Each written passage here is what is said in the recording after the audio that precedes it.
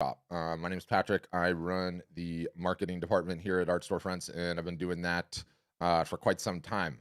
Um, so why do I say that? I say that to say I've been working, I don't know, 6, 7 years now on how you apply modern digital marketing to the problem that is how to sell art or photography online. Um, in addition to that, I host 3 of these things a week, and I've been doing that for going on almost a year now, I think, maybe even a year and change, and a year and a couple of months. And I honestly believe, I'm sorry, I'm moving my camera around here. Things a little bit off. I honestly believe that I talk to more artists and photographers on a week in, a week out basis than just about any human being on the planet. I've heard it all, seen it all, um, heard about every issue you could imagine, never having sold your art before, trying to figure out how to define a niche or branding or pricing or originals or commissions or printing or how to negotiate a gallery relationship, SEO, Facebook ads, marketing on Pinterest, anything and everything under the sun. So, in addition to that, we have, I think, a little bit over 5,500 customers at Art Storefronts now, and we regularly dive into our database and we look at the artists, the photographers that are selling the most art, starting with the ones that are over 6 figures, and we break down everything that they're doing. Who is the best at capturing leads and growing their email list? Who is the best on Instagram? What are they doing? Who's the best on Facebook? Who's running the most sales? How many sales a year is that? Who's selling the most originals? Who's selling the highest price originals? Who's selling the most commissions? How are they going about doing that? Who's selling the most courses, prints, metal prints, acrylic prints, canvas prints, paper prints, all of it. So I say all that to say, whether you guys ever become Art Storefronts customers or not, I want this session to be insanely valuable. The best way to do that is just to have questions that are ready, that are specific to you, that you feel like you need answers on, you want some clarification on. I want to answer them, and I want this to be as valuable as possible. So I'm gonna give a little bit of a presentation. I also have joining me a member of the outreach team here. Joseph, why don't you introduce yourself? Are you there? I got to turn him on. That he knows all the ins and outs. I got to find him. There he is. Hey everybody.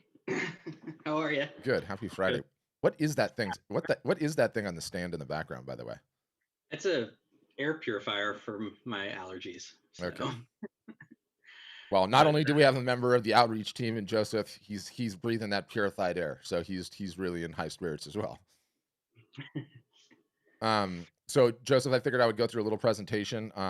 While the presentation is going on, you guys, there is a chat thing at the bottom of your Zoom, and we can pull those chat comments in, and we'll see them, and we can answer them as things roll along. Um, so the thing that I wanted to present today is, again, I go back to the fact that I've talked to so many of you guys over the years, and many of you are here because you think you have a website problem, and some of you are here because you think you have a niche selection problem, and some of you are here because you think that there is a list of collectors and buyers, and if you just had it, your business would take off. And fundamentally, you can't have any of those problems until you solve some other problems. So even your problems have problems, but it's okay. There's an easy way to fix all this. And so I've come up with this thing called the art selling pyramid. Okay, and I've sort of taken I've taken it from Maslow's hierarchy of needs.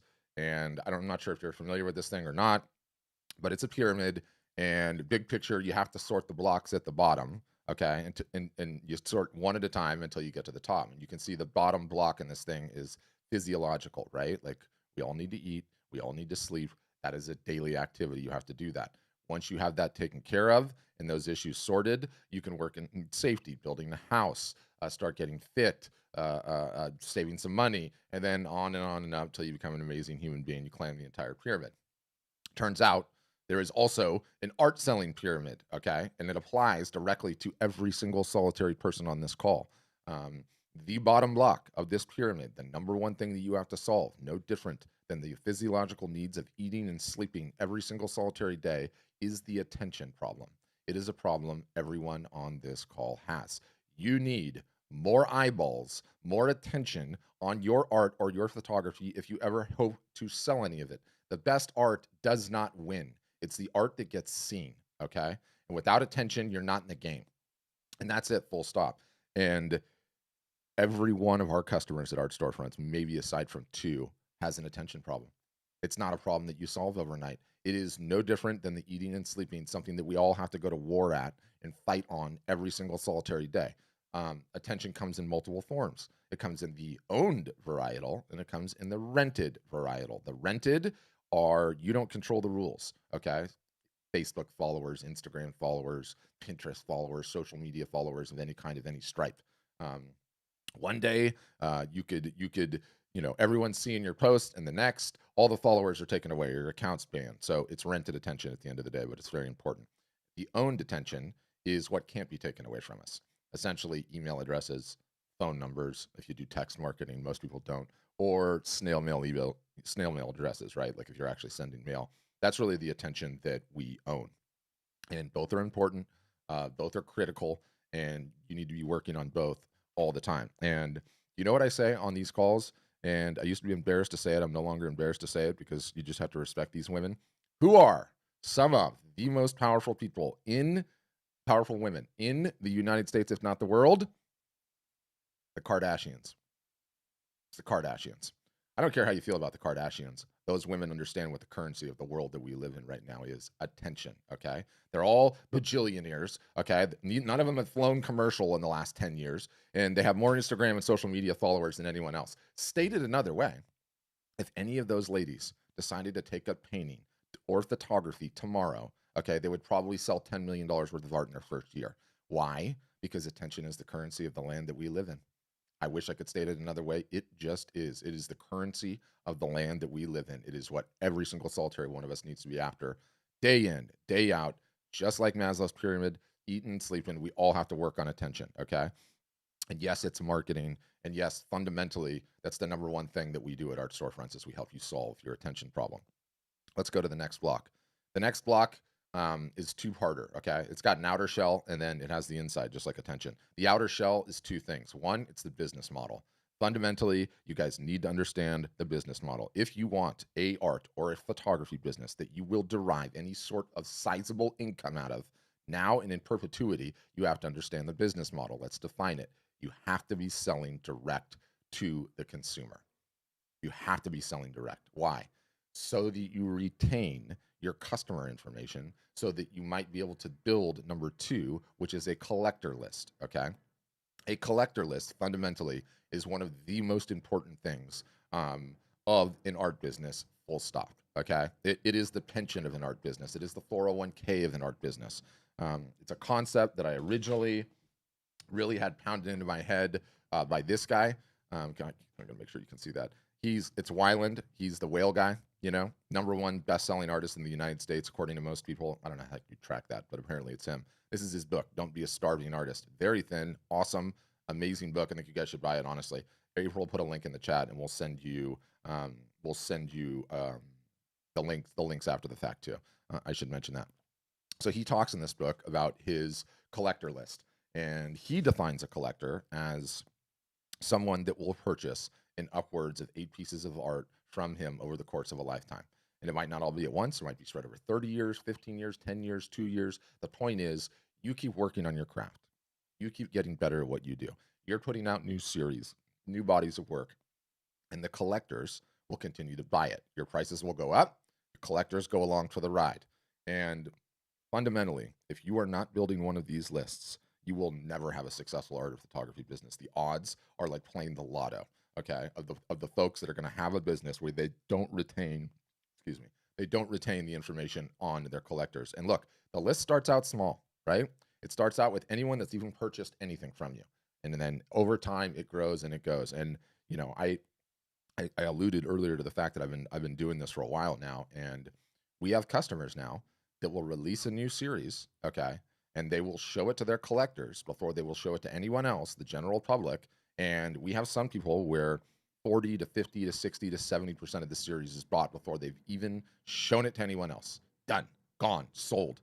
And the majority of the people that come on these calls, it is heartbreaking in many ways. because some of these people are in their 40s and 50s and 60s and 70s. They're at the absolute top of their game, but they didn't understand the business model and they didn't understand the collector list and these revenue sources that they had that were working so well for so many years.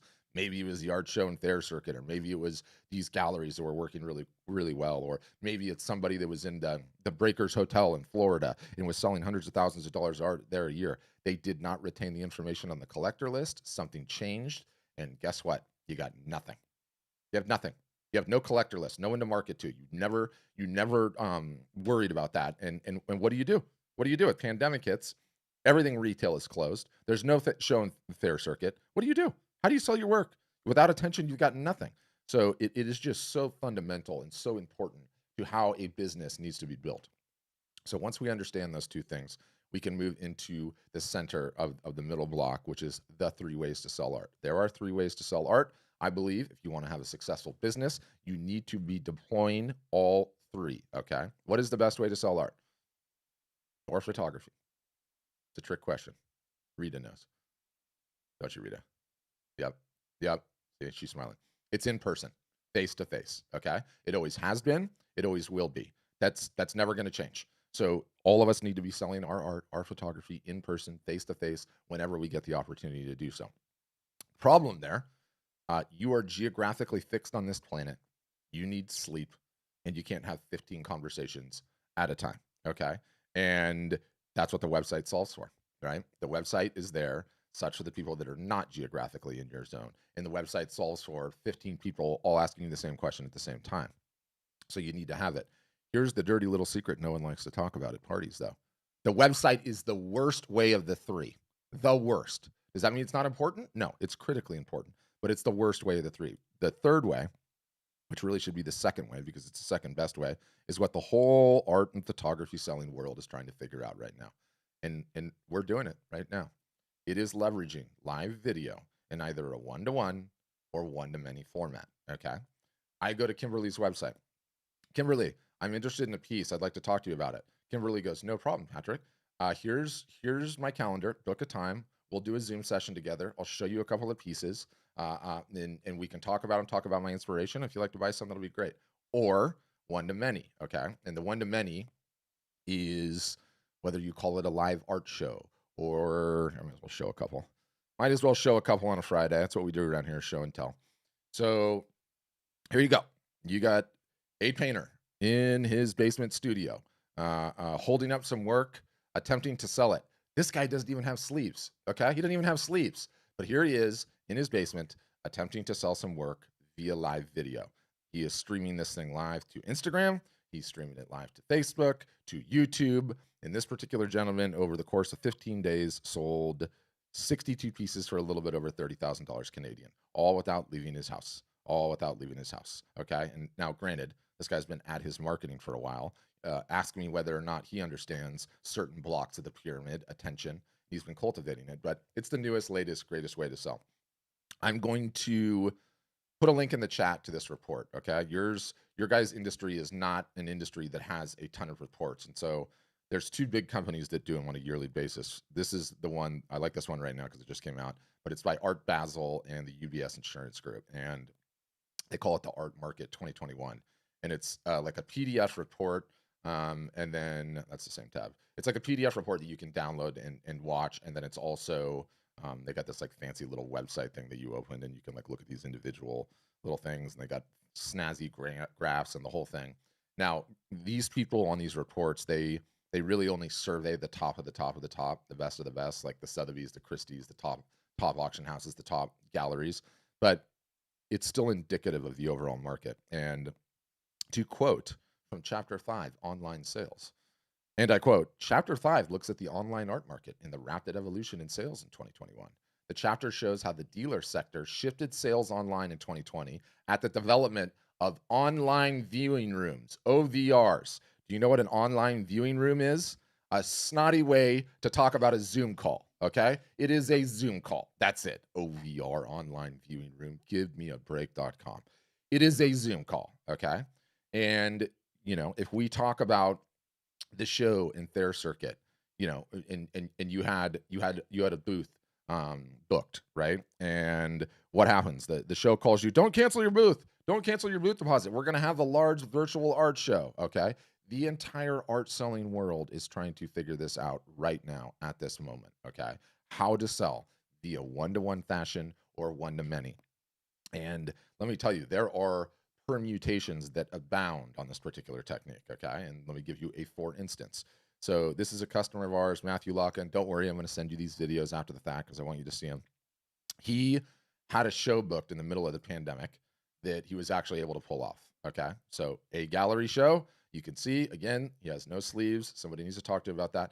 But his show is called like Van Gogh-orama. Okay. And this is a art show hanging in an actual art gallery in, I can't remember where it was in Canada. It was somewhere in Canada. And what did he do? He had the show. Yes, everyone had to wear their masks.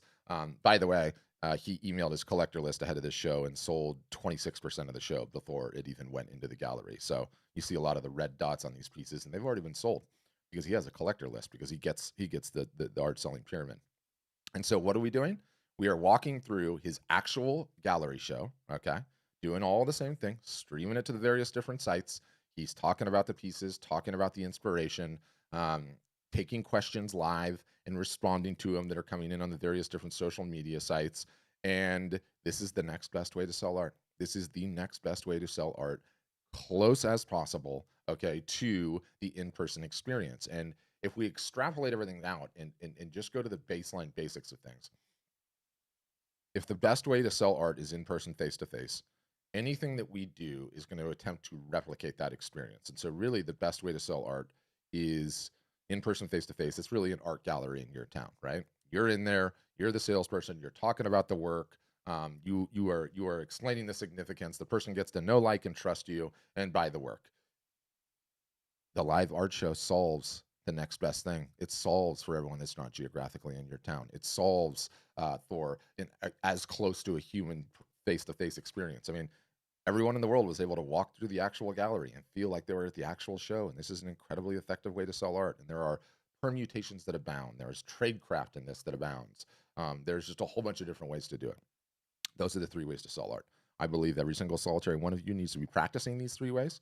There's a ton of tradecraft in all three of them, but we work at them all day long after we've worked on our attention. Simple. We work on the attention, we work on the three ways to sell art. What's the top block? Everything else. Okay. Everything else. If you have an art gallery, a retail art gallery, and you're in it and it is providing income, I have never met a revenue source I don't like. Okay. I love revenue sources. So if you're in a gallery and it's working, fantastic. But guess what? It's in addition to working on attention on a daily basis. It's in addition to the three ways of selling art. It's in addition to understanding the business model and building a collector list. Why you have an online gallery? Fantastic. Is it paying you money? I've never met a revenue source I don't like, right? Is it Etsy or Redbubble or Saatchi or Fine Art America or whatever else? If it is paying you money, great, fantastic. Keep it going. The show and fair circuit. Love the show and fair circuit. Can't wait for that thing to come back at 100%. So once that does, it's on the top of everything else. And that's really the ball game. That's the whole ball of wax at the end of the day. If you understand this, okay, and you work at this, you are on the path to growing a successful art business, an art business that can sustain you, an art business or photography business that you can actually live off of. And if not, then boy, boy, are you making it hard on yourself. You are making it insanely hard on yourself. And one of the wonderful things about, I say this all the time, and I sound like a broken record when I do, but you know, I'm on these things all the time, all the time, all the time. And I'm constantly talking to people. And you know what happens on these calls on a regular basis, week in, week out? Maybe some of you guys are in this age bracket today. People in their 60s and 70s and 80s, and probably a couple times a month, I get someone in their 90s that comes onto a Zoom call and they're asking me advice. Why do I bring that up? To give you the perspective of how much longer you have a career as an artist. You guys are not like other people in the sense that you have a midlife crisis and you quit this one job and you go do the other one. Once an artist or a photographer, always an artist or a photographer. It might go to a hobby level at a stage where you're not getting rid of this particular passion. It's how you were made, right? So when you contemplate that, how long of a career that you have, one that could potentially extend into your 90s on many of these cases, to sell your art, to sell your photography, the pyramid just becomes even more fundamental. Like, if you understand this pyramid, if you work at this pyramid, if you embrace it, you have decades in most cases left, many decades in most cases left. So the perspective of understanding it and going at it, you're in business. And I can guarantee you somebody on this call is going to be at the top of their craft, at the top of their game, maybe in their 60s or 70s, and they're going to say, I've sold so well through so many different decades for so many different reasons, but I never kept a collector list. I never understood the business model. I don't have my own attention that I can market to. And it breaks my heart. It breaks my heart. And I sort of like liken it to the situation where you were the executive with the floor to ceiling windows in the corner office. And I'm sitting here telling you, you have to get out of that office and go back into the mail room and start delivering packages, right? Because you did not build the attention. Now, it's not the end of the world. You can still do it starting today, but you have the perspective of how long it takes. It's going to take you a couple of years to learn how to market in today's day and age. It's going to take you a couple of years to build up some serious attention. But guess what? You got those years. You have those years in abundance. So ultimately, that's what we teach folks to do. And I honestly don't know if there's another way right now. What is the alternative? Okay. Half the galleries that were in business before the pandemic are now out of business. The galleries that are left, we're hearing reports and stories. Joseph gets this on a regular basis of the galleries attempting to renegotiate the split. I'm sorry. We have so many artists to choose from now. The 50-50 split is not cutting it anymore. We're going to a 60-40 or a 75-25. How are you going to survive on that? Right? How are you going to survive on that, let alone the competition? They're constantly going to be bringing new artists in. The show, the fair circuit, anyone that is loyal to that and does that, and we have multiple customers that used to do the whole dog and pony road show, 150,000 miles in the car, in a year. Everyone that is a veteran of that circuit will tell you if these shows are not at 100% attendance, the percentages of shows that will prove out a positive ROI is never very high. Okay, it's never very high. So yeah, that's what I like to rant on a Friday. That pyramid is literally everything. So that's what we do at the end of the day. We teach you to run the pyramid, and then we teach you to work on the blocks, and we never stop teaching. I mean, yes, do we have the best art selling website? Yes, it's amazing. Guess what? Not enough. Not going to fundamentally change anyone's business until they understand the pyramid and start working the pyramid and do so consistently with the perspective of how long you guys are going to be artists, how long you're going to be photographers, um, and yeah, and that's it. That's it. And it's terrifying. Like, what's the alternative? You're going to just wait for things to go back to the way that they were? When is that going to happen? It's no way to live. So that's what I got. We obviously didn't get into the huge product demo. One of the things that we're going to do when the show is over is we're going to send you an email. And on that email, we'll have links to like a sort of an informal demo that will walk through some of the software. But if you guys want to talk about the software, talk about any sort of other things, um, we're game. We can talk about all of it. I want to talk about all of it. Um, so we'll open it up to Q&A. I'm here, Joseph's here to answer anything you'd like to talk about. A couple of things. One, um, how do you get in line for a question? If your camera's on and you want to raise your hand, we'll see that. Old school fashion. I like it. Thanks to you brave folks, by the way, that have your cameras on. I appreciate you. Otherwise, there's a participants bar at the bottom of this thing. And if you click participants, there's a way for you to digitally raise your hand. You can see Rita's done this already. So I know she's got a question, and so I can unmute Rita and move down the line. If you don't want to have your camera on, you absolutely do not need to have your camera on. I hate being on video. I totally get it. So you can ask questions with your camera off if you like. And then if you want to use the chat, we can use the chat. And for those that are watching on the socials, we see your questions as well. See, Robert, were you wondering whether or not I was listening? It would be cool if you shared the links to the Facebook chat. Boom, Robert, right there. So we're seeing those comments too. And we can address those as we go along, and we will get right into it. And first up today is Rita. Go ahead, Rita. You'll have to unmute per usual. Yep, gotcha. Hey guys. Hey. Okay. As you guys know, I'm doing live streams to raise money to join you guys. Yep. And okay, so I've done 3 live streams. Wonderful. Bombed everything because I had no eyeballs on it. There was like only like 5 people. Yep. I did the same live stream across 3 platforms just to so now I'm gonna try different times of the day. Okay. And in the meantime, I'm doing some other things to bring attention. First of all, I'm working on new art because I'm a better artist now, so I'm getting that out. Mm-hmm. and I have a whole schedule on that I'm picking that up on. Also, I'm picking out one of the pieces that I'm working on, and I'm posting daily my progress on Facebook so that my friends are getting this like progressive thing, so that they're what more of them are commenting and watching, and therefore are more likely to show up on live stream. But that's just what I'm doing for attention, and I don't have anything else that I'm gonna try. I mean, obviously I'm gonna try those things, and I have a schedule because I know that some of the platforms I've been doing the live streams on. I've never done live streams on those, and I haven't really been interacting. Hmm. And so what I'm gonna do is my plan is to start to interact more, and therefore build more of a following, more of a presence. Yep. Um, It's a chicken and egg situation early on, but you're doing the exact right thing. Like you got to do a bunch of them. okay, You got to get some attention. The videos live there. People will see them after the fact. You can email them if people have questions. Like you're going to get better and more comfortable on camera. So these are all essential skills that you're building, Rita. And okay. I love the hustle that you already shipped 3 of those since last we talked. Good for you. Yeah, I've got them I've got them on my daily schedule that every day I do one on a different platform, and I've got the 3 platforms that I'm doing. So literally 7 days a week I'm doing a live art show, and I have a whole collection of stuff, and I'm doing it the same collection for 3 platforms, and then a little bit a different collection, and then a different mix, and I've got that all scheduled out. Amazing. Um, Okay. And then the next thing, so I know that I need to I'm writing down as I'm talking to you. I know that I need to interact more with the platforms that I don't are not nor, am not normally on. Interact more. And then I know that oh, there was something else I was going to ask you. Do you have any local opportunities in the town you're in to get your art in front of eyeballs or no? I do, but it actually involves because I'm not actually in town. I'm out in the country. Hmm. So it involves a little bit more investment. Yes. Right. So right now I'm doing everything online until I have a little bit more capital.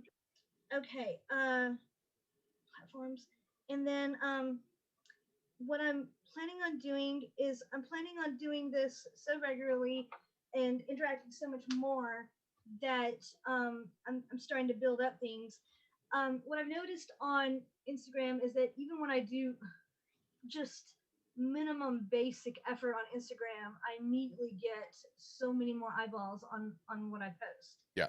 And on Facebook, I believe that's more of a timing thing, that I'm not getting as good of a viewing because I'm not picking the correct time on that. No, I've been looking. it's less about time. I mean, you probably Instagram is kind of Is like the hot platform right now, right? But it okay? it's good that you're shipping out on all of them. Like you never know. Right. All you need is one of them to hit for you, and you're in business, right?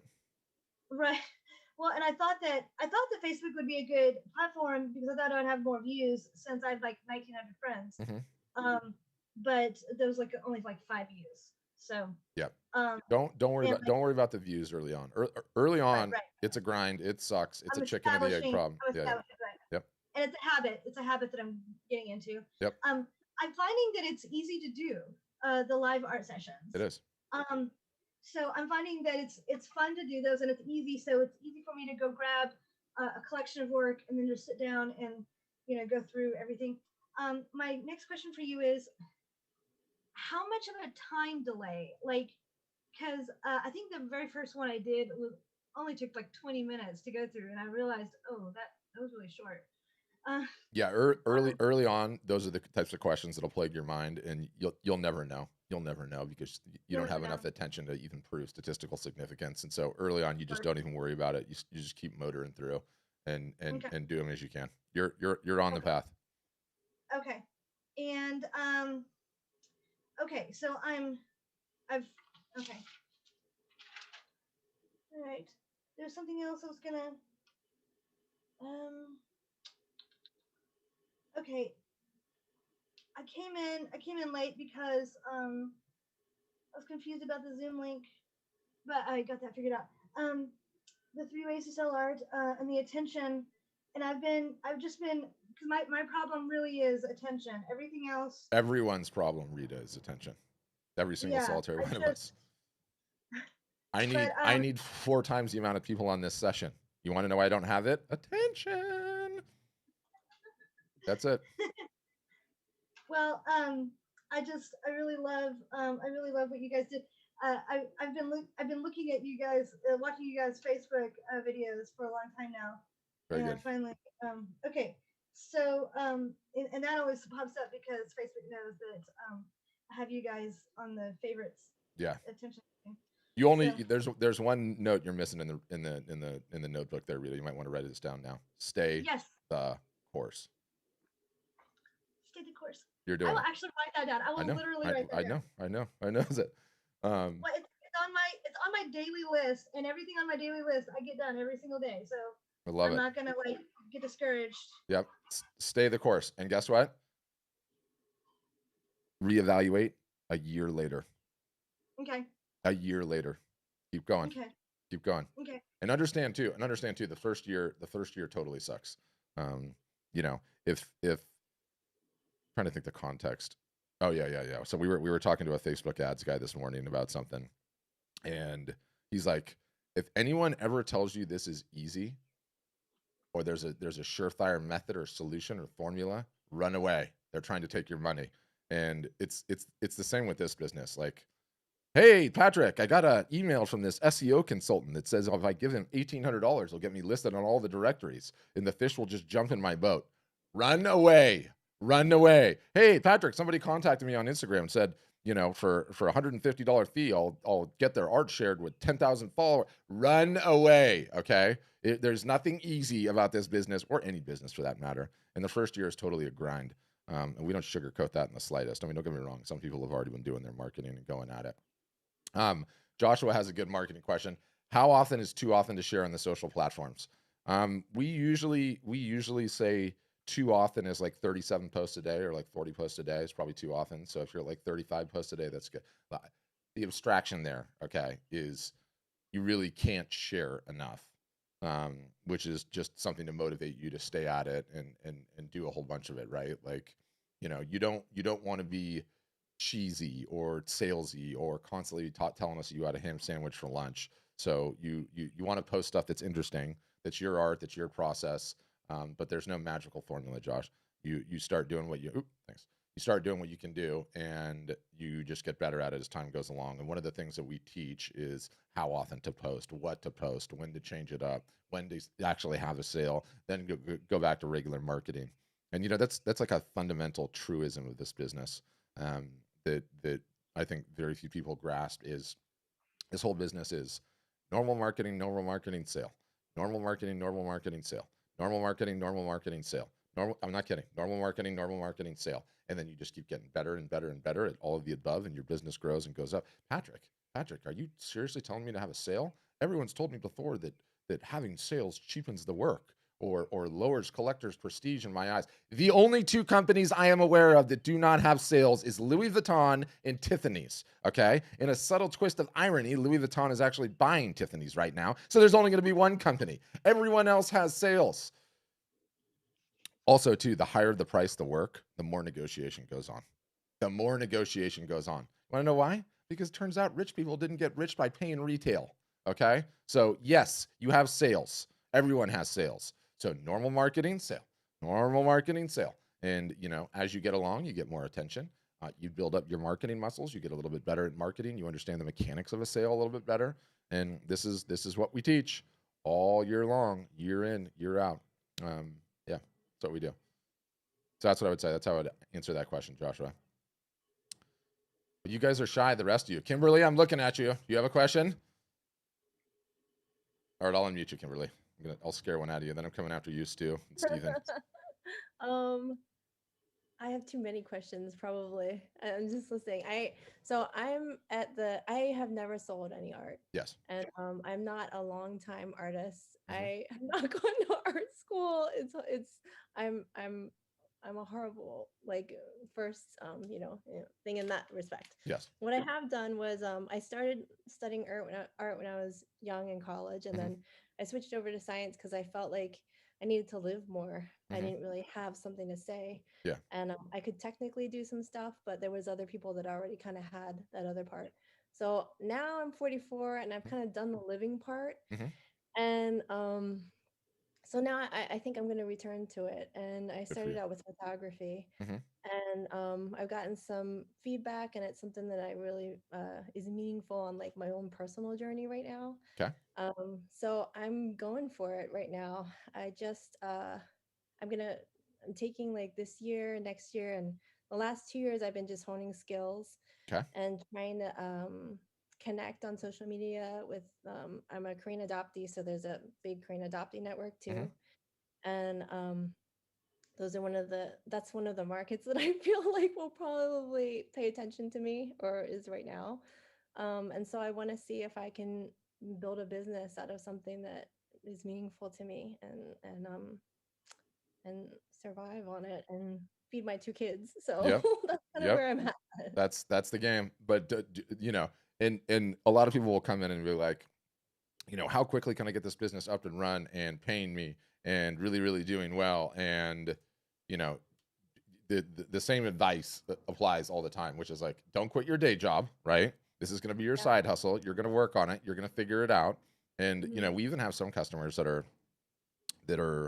they're hitting the six-figure mark in their business. They're in their art business, and they're like, okay, I think I'm ready to, quit my day job and go at this full time. And I'm like, no, no, do not do that yet. Like, if you can pour all of that income and revenue back into the business and continue growing it for a couple more years, you're going to have a much better entity, right? Like, you're going to, if you can get that business to like 200 grand a year, 250 grand a year, 300, then quit your day job, right? So, like, it's a process, it's a journey, but you're in the right place, Kimberly.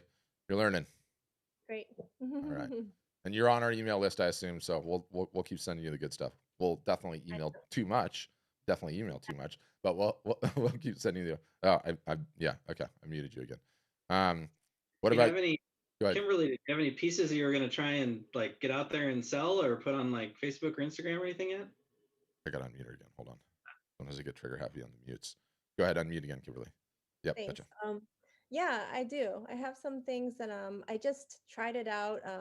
I know nothing about marketing and business, and I know that I'm not a fine artist, and so I have to find a niche that I want to do it from a business perspective and a marketing perspective. So that's I have no muscles, no marketing muscles, and that's what I see as the difference with you guys. I think Yep. I need to go through marketing school, Yes. and I need to approach it that way, and I want to and I'm at the point now where I don't have a day job.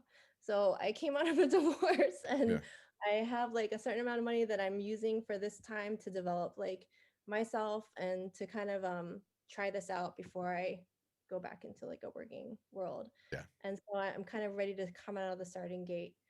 So yeah, I have some pieces that I'd like to push forward. Yeah, early on too, and I'm sure Joseph will have some advice too. Early on too, like, you know, you'll you'll never the marketing muscles are just as important as creating, right? Because Yeah. a lot of Mhm. people, what they'll do is like, I'm just going to work on my craft for a little bit longer and get a little bit better and really refine my technique. And what you're doing that whole entire time is you're creating stuff without ever getting any true feedback. And the only true feedback is, will somebody pull out a credit card and slide it for this thing? It's the only feedback that matters, right? Right. So, your work has to go out in the world, it has to be seen, and that's a part of the process. And so, in order to be able to do that, you need to either live in a geographically awesome area such that, when I say this, like, I have my normal weekly coffee, and then my Mhm. kids like love the cinnamon rolls at this place that's like further away, and so Yeah. I ride there on the weekends, Mhm. and it's like sort of a main thoroughfare in my town. And this guy, every Saturday, every Sunday, he's got a house right on the thoroughfare. The garage is open, and all of his easels are just set up on the driveway, and there's all of his work, and it's out, right? And I'm like, awesome. That guy's figured out a way to hack attention without having to pay for it, aside from his mortgage and the property taxes in California, which are Yeah. ridiculous. So you got to get it Well, out there. yeah, I guess another question too. In one of the other calls that I just participated in, I think like yesterday, Hmm. you mentioned an example of one of your clients, I think, that had kind of normal sales and then hit like onto an interior decorator Hmm. and had a huge like profit margin from those sales. Hmm. And that's something that I've considered in the past is looking into like a higher profit margin market. Mhm. So like staging, interior decorators, commercial real estate people, like who's and I see that there's some sites that are easy to use, and that's probably where people are going for to get work to Aha, there's where you're stage wrong. and things. There's where But you're wrong. So I'll give you an interesting story. We have a private Facebook group for all of our customers, and we call it Small Wins. And one of the things that we encourage our customers to do is post in there when they get a win, right? Big or small. And a gal posted in there. It's probably like 6 months ago now, and she's like, "You guys, huge news! I just hit a huge interior designer sale for $38,000. It's my biggest sale ever." And everyone's like, "Oh my gosh, that's awesome! That's amazing! How did you find her? How did you get that done? Was it a Facebook ad? Did you do some specific targeting? How'd you go about it?" You know what she said? Mm. No, I've been doing my regular marketing, and the interior designer's daughter followed me on Instagram for 3.5 years, told her mom.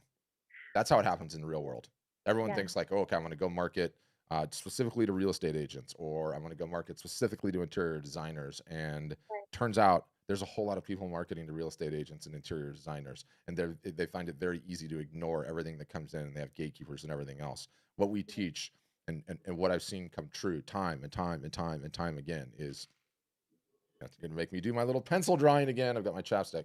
Everyone's Mm. followers on this call, mine, Joseph's, Rita's, even Rita, 6 or 7 when it starts out, 1900. Okay, it'll grow. But all of our followers are a socio and economic bell curve. And on this side, you have, the lower income types. They're not going to buy anything, but they'll like, and they'll comment, and they'll share, and they know people. And then you have lower middle class, upper middle class, and the high net worth individuals. Sorry, I'm cutting it out, but you get it. It's a bell curve.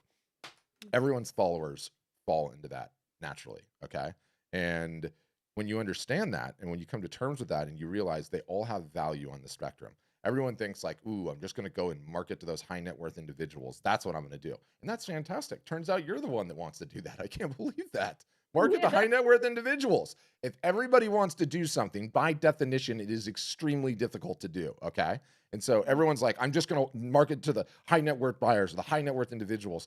It is the most asinine thing ever, because after you've actually put it into practice, you learn the rules. Okay. The rules are everyone's followers fall into that bell curve. And all we're attempting to do is put more and more and more and more attention into it. And when you do that, the score takes care of itself. How? I'll tell you how. Instead of going after and marketing to interior designers, you're just going to market. And as a result of that marketing, you're going to create an entropy and a momentum. And there's going to be a residue of luck that comes from that marketing. And some interior designer's daughter is going to follow you for 3 months and tell her mom.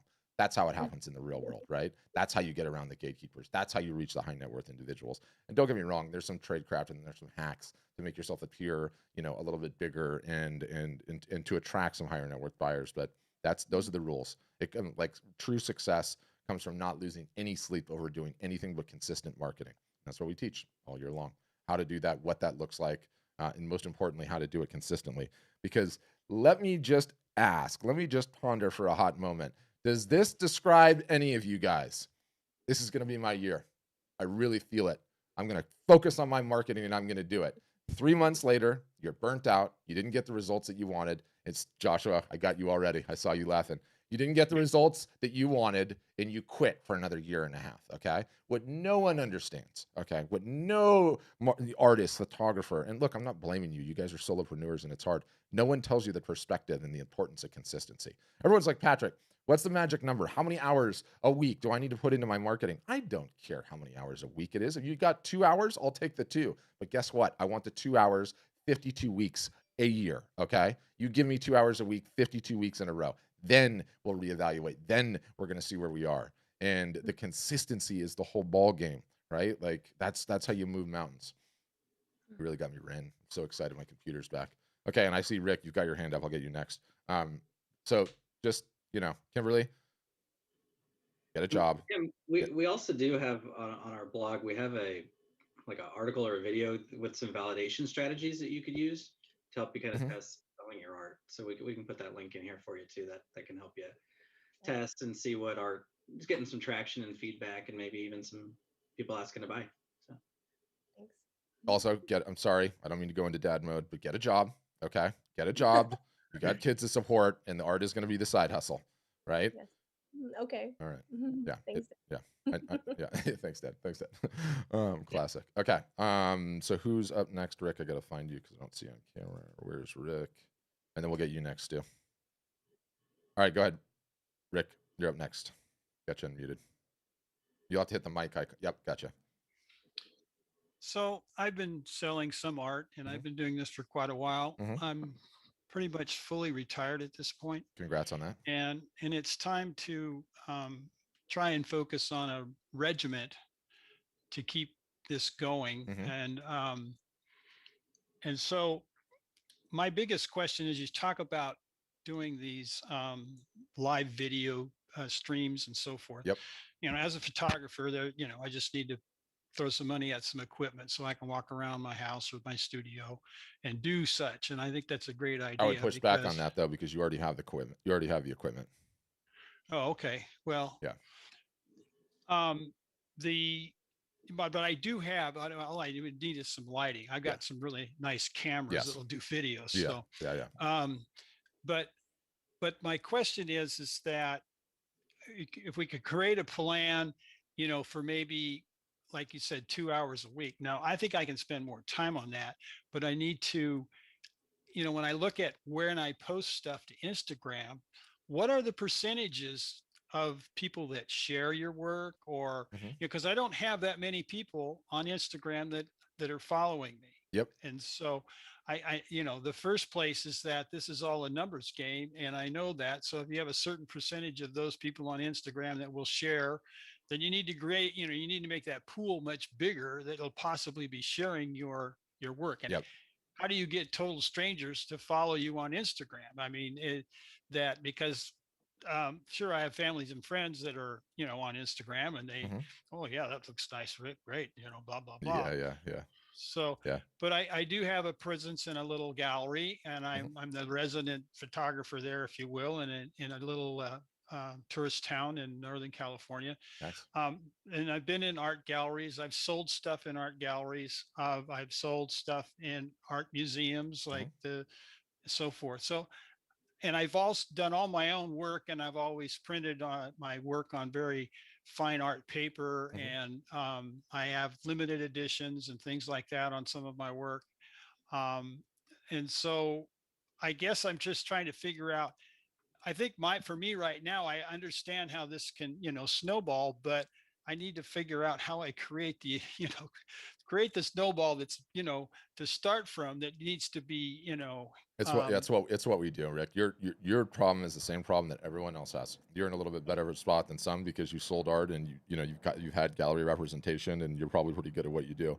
You know, we give you a plan. It's a calendar. What you do week in, week out. We call it the art marketing calendar, 365-day-a-year plan. In it, there's beginner, intermediate, and advanced. You start at beginner, you get a little bit better. You go to intermediate, you get a little bit better. You go to advanced. In the calendar are links to self-help education, DIY education, how to run a sale, how to go live on Facebook, how to go live on Facebook and Instagram at the same time, how to go live on Facebook, Instagram, and YouTube with an iPad, a computer, all the various different things. Okay, we have courses that walk you through that. We hold okay.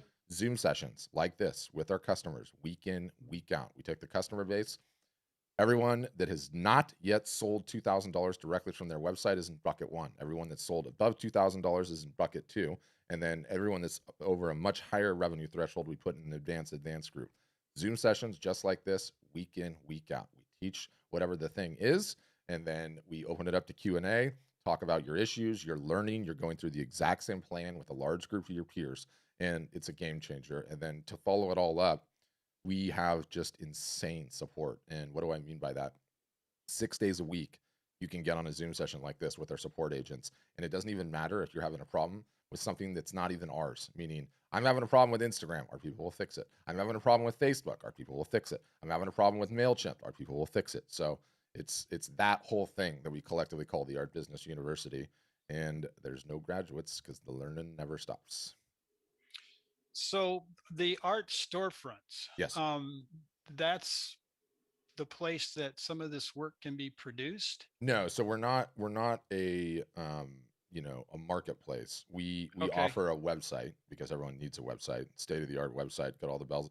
Joseph, you do your explanation.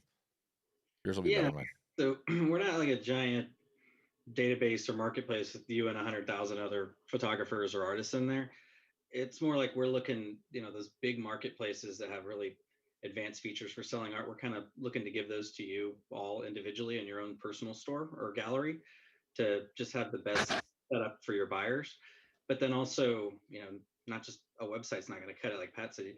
We want to give you a 365-day year marketing plan on how to get exposure with different tactics to help you increase your following. Like I said, it's compounding business. We want to help you market, grow your audience, then maybe run a sale, then go back to expanding your audience. And so, yeah, in there's different tactics and like hashtags and different opportunities you can use to try and grow those followings in the places we see working for artists and photographers. So it's help you grow your audience, market to them, stay on top of mind. When something's not working, go to a workshop, go to our private Facebook group, and you can ask questions and learn from other photographers and artists what's working, and how Right. they're getting commercial jobs and things like that. So we're just kind of an all-in-one solution to help you with those problems that you're going to face as you grow your business. And yeah, it's Yeah. just like a different type of equipment. You wanted to go get some new lighting and cameras. I've had a nickel for every time I talk to a photographer who's itching to buy some more equipment. Oh boy. Well, I saw the tour that we saw that somebody's going through their studio, and we have a thing here once a year. It's, of course, it's been stifled by COVID, but it's called Open Studios, and so they have a little thing once a year for 2 weekends that artists can pay a fee, and then they get some help with in bulk with advertising and so on. And so people come by and you let them into your home and you have it fixed so that it's a studio at that point. And you're right, absolutely. If you can talk about a piece or put a little passion into it, whatever, that's when it sells. And sometimes people will come in and they're looking for something, and after you talk to them a bit, they maybe get excited by something they had no clue they were interested in until they got to be talked to and put a little personality into that work. So 100% am I on board with that one. You know, you Yeah. yeah. you realize in today's day and age that, you know, we live in the attention economy. Attention is a currency. We've been through all of that. But we also live in the thumb swiping economy, right? On our couches with our phones, going through our social feeds, looking at various things. And guess what's in all of those, in those articles, in those social feeds? Image after image after image after image after image. And yes, even pretty ones. And yes, even beautiful ones of this, that, and the other. And I say that to say, you see enough stuff like that and you become inured to it, you become blind to it to a certain extent. It doesn't stop you. And so an image without the story is just an image in a sea of images. The way it Hmm. differentiates, the way it stands out is the image plus the story. How did you go and get the image? How did you figure it out? And I was dumbstruck with this, like literally a couple of weeks ago, and I'll show you. So we've got this guy that's on the platform, and his name is, I'm pulling his site up now so you guys can see him. His name's Tim Lehman, and he's like, I gotta pull it up here. Hold on, I'll wait till it loads. He's like National Geographic, Planet Earth, the BBC. He's like a marine biologist. He's gnarly. He's won every single solitary photographic award. This thing was like photographic image of the year, like winner. And you look at his images, and like literally, they send him all over the world to take these photos, right? He's just got these amazing stuff, right? Like birds of paradise, this guy climbing up the trees, and it just insane imagery, right? Like incredible, won every award imaginable. And even like with his, right? Like I look at it and it's like, yeah, these images are incredible, but when you see him actually like talking about them, okay, and let me just give you the for instance, because it blew my mind when I saw this. We're actually like in testing now to like completely retool all of our product pages. That's not the one. This one. Let's see. And I'll include this. I just want to make sure this is the one. No, not Mr. Turtle. I don't think that's the one.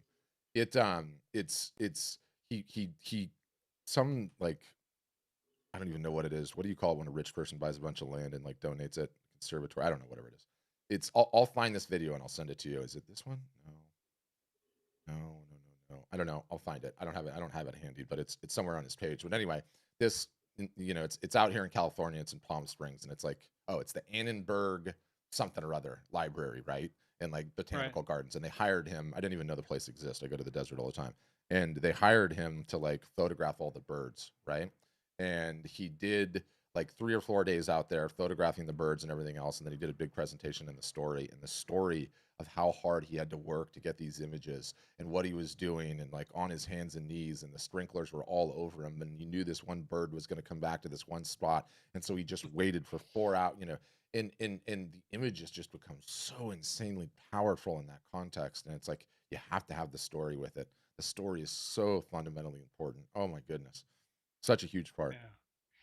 Yeah, well, it's funny you say that. I spent great deal of effort using a spotting scope and an iPhone 7 to get a picture of an eagle in a nest in a Hmm. place where I couldn't step out of the boat Hmm. because I'd be trespassing. Um, See and those stories. People love those stories. Like that's what sells the image. It's not just the image in and of yeah, itself. And yeah, it's not a condemnation of anyone's art or how good they are at their photography. It's just if you see 10,000 of the same thing every day, all day, like you have to come up with a little better hook, something that's a little bit more creative. Look, yeah, Rick, what I would say is if you want if you want to derive income out of this, and you're willing to work and you're willing to learn, we are a no-brainer fit for you. We will help you. You need to learn the marketing. We can teach you, and we can help you grow the business. But if you are retired and you're just enjoying being retired and it's a hobby, that's totally okay too, right? yeah. Well, there's obviously things you want to do because it is your retirement, Hmm. but that my wife is used to that for me because we were doing something on a vacation type of thing where I had an opportunity to break away, get this boat, and get that picture of that eagle, Hmm. um, which is quite a feat because the boat's rocking. You have to stick the tripod out of the edge of the boat into the lake on the edge, so you can't touch the edge of the lake, but you can put your tripod there. And I was able to hold the thing still long enough with, this is 150 yards up about 150 feet. And I'm getting this bald eagle in this nest that's about 8 feet tall in a tree in Southern California Hmm. at a place you might recognize, but I'm not going to tell you. See, doesn't everybody want to see that photo now? Like before, it was Yes, like, oh, great, yeah, yes, great. please. You have a photo of a bald eagle. You're the one. That's amazing. No, now I want to see it. He almost fell out of the boat. It was illegal. He rented it. He had to like beg his wife to Well, get an hour. Yeah. it wasn't illegal, but if it's a place that has a resort, but out of that lake, on the side of that lake, it's a ranch. And if you step out into the ranch, Hmm. you may not be able to keep that picture, but if you Yeah, yeah, stay in the boat because you paid to rent the boat. yeah, you know? yeah. I love it. I love it. The stories are everything. The stories are Yeah. everything. So yeah, if you're interested, we can certainly help you. Okay. Thank you.